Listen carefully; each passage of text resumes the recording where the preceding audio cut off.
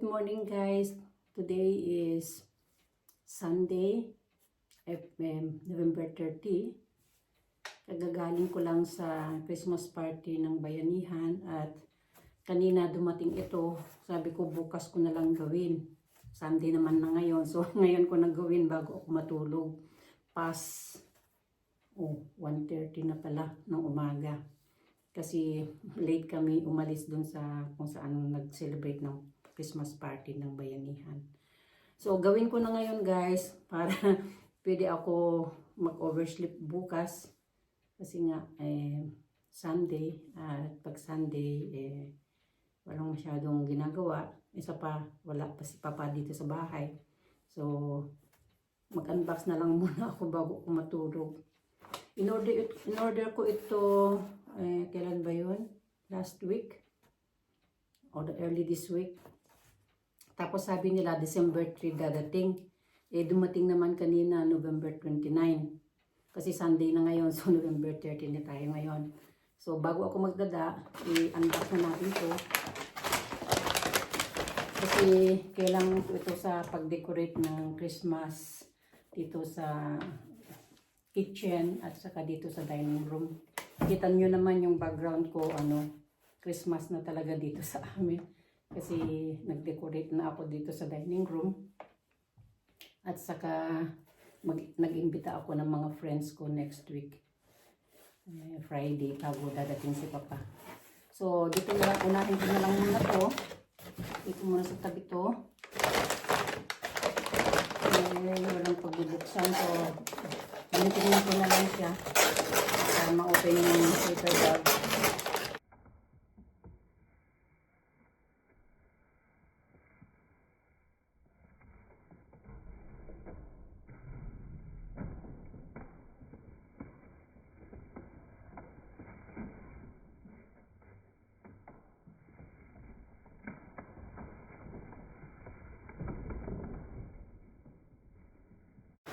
Okay.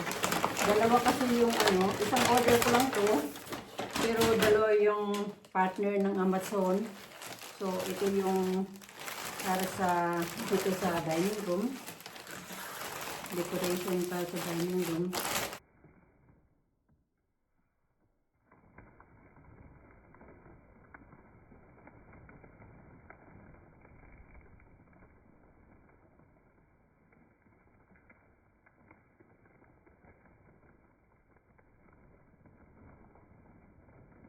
Kasi pangalan nito, tinanggal ko yung decoration sa ibabaw ng cabinet. Pang summer, mag-Christmas naman na. So, nag-order ako ngayon ng pang-Christmas. Yung gunting ko, hindi na matalas. Kailangan na talaga ipa-sharpen. Ayan siya guys. Ay, nakalat na dito yung Ayan siya. Meron, nakatali pala siya. Nakatali ng alambre.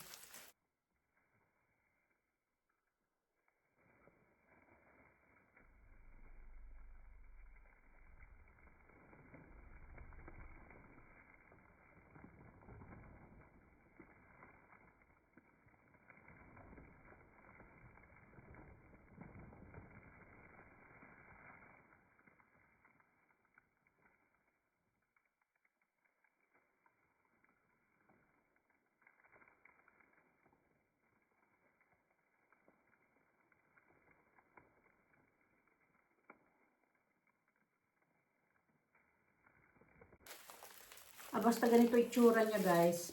Pagka na-decorate ko sa ibabaw ng cabinet, picturean ko na lang.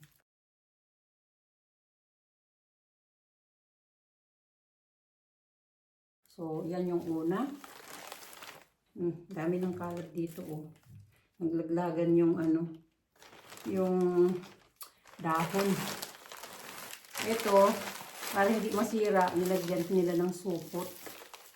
Ibang style to Nakatali din yung supot. So, hindi din basta-basta tanggalin. Tapos ito naman, sa ibang company naman ito galing. Palagay ko sa Amazon to, tapos ito ibang company.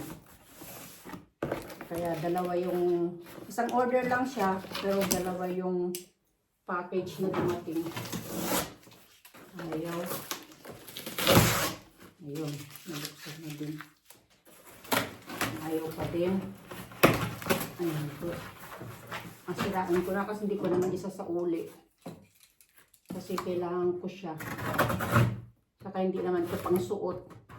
Pag pang suot at hindi makasya pwede sa uli. Ay, nakapak pa yung isa. Ayan siya. Bakit kaya nakapak? Tapos, ito yung in-order ko na bagong ornaments. Red. Maliliit lang pala siya. Akala ko malalaki. Pero okay na rin kasi pang dagdag dun sa luma ko. Ayan. Nangangati ang lalamunan ko. Sana hindi ako magkasakit. Kasi ang daming tao kanina sa sa Christmas party ng Bayanihan. Puno. Pinulang pa ng mga upuan. Nagdagdag kasi ng mesa at saka mga upuan kasi ang daming dumating na bisita. Compare last year, ang daming dumating ngayon. Ang daming bisita ngayon.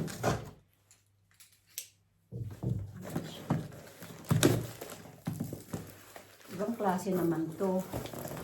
Meron na siyang Christmas balls at saka ribbons. At saka may ilaw na to. Yung isa may ilaw din. Ay walang ilaw. Ito may ilaw. Buti na lang meron pa akong Christmas lights. So, bali ganyan ang itsura niya. Nakatali din siya.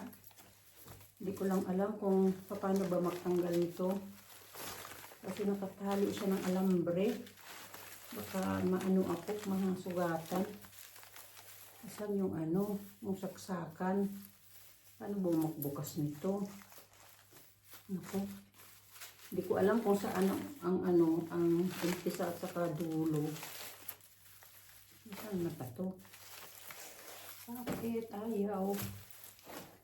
Saka na saan yung saksakan? Hindi mo na alam kung saan dito ang dulo at saka umpisa. Para takot ako masugatan. At ayaw. Paano mo magbukas nito? Ayan. Nakatali. Saan yung umpisa? My God. Hindi ko makita kung saan ang umpisa. Nakatali siya. Tali ba to? Parang alambre ba to? Hindi naman yata. Ayaw. Nasaan na? Naku, naloko na. Hindi ko alam kung magbukas. Try ko nga itong isa. Nakatali. Ayun yung alambre. Ayan. Bukas na ba yung alambre? Nasaan yung sa kabila? Hugutin ko nga. Try ko nga hugutin. Ayaw din. Nakatali pa ng husto. Nasaan na ba yan? Ano ba yan? Parang takot ako na ako yung masugatan. Ayaw din.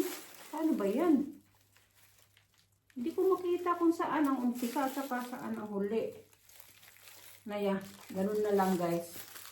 Basta pag na-display ko na sa ibabaw ng cabinet. Ito yung para sa ibabaw ng cabinet. Tapos ito, ilagay ko sa kitchen. Dun sa ibabaw ng cabinet sa kitchen. So, i-video ko na lang kung ano itsura pag nandoon na sa ibabaw ng cabinet. Okay. Nang mamaya guys, continue ko na lang may paggising ko bukas. Ay, ngayong umaga pala. Ngayong araw na to. Continue ko na lang. Okay, kung mamaya, good night and sweet dreams. Bye-bye. So, dyan ko nilagay yung Christmas decor na in-unbox ko kanina. Diyan sa ibabaw ng cabinet dito sa kitchen namin. At nag-decorate na rin ako ng bintana namin. Ayan siya. At tinecorate ko na rin ito abubot dito sa bintana. Yan guys, nilagay ko na sa ibabaw ng cabinet yung isang garland, Christmas garland. Ayan siya. At yan yung decoration ko. Happy first Advent everyone! At dito ko na nilagay yung mga Christmas ornaments na in-order ko na kasabit na sa aming Christmas tree. Ayan, hanggang doon sa tuktok. Okay. Pakita ko yung mga ibang decoration. Ayan. Di pa kompleto yung Christmas gifts namin. Sa amin ng asawa ko yan. Yung sa mga bata, wala pa. Kasi o-orderin pa nila. At ito ang Christmas decoration ko sa living room. Ayan. Dito sa corner, sa living room yan. At nandun yung mga pintana.